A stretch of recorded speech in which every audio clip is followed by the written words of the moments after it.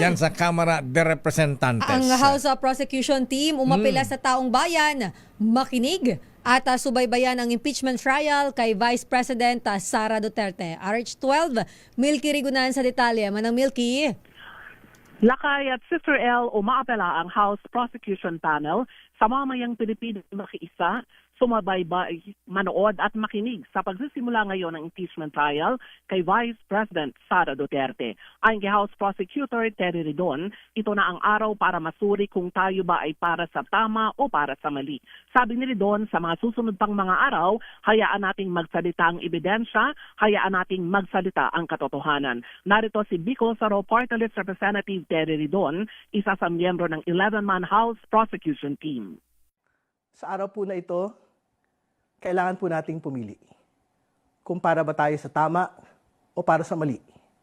Kung para ba tayo sa katotohanan o sa pagtatakip ng katotohanan. Kung para tayo sa pananagutan o sa walang pananagutan. Kung para tayo sa kasalukuyan at hinaharap o sa madilim na nakaraan.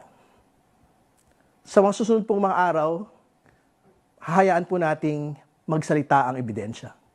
Hayaan po nating magsalita ang katotohanan. Kaya samahan niyo po kami na piliin ang tama, piliin ang katotohanan, piliin ang pananagutan, at sa hulit-huli, piliin ang bayan. Samantala, Lakay at Sister L, umaapela naman sa publiko si House Deputy Speaker Paulo Ortega V na tutukan ang pagsisimula ngayon ng impeachment trial. Ayon kay Ortega, mahalagang matutukan at maunawaan ang impeachment trial sa halip na umasa sa mga viral clips, social media posts at mga partisan commentary. Ako si Milky Rigunan, nagulat para sa DZRH, una sa Pilipinas, una sa Pilipino. Ang paglilitis.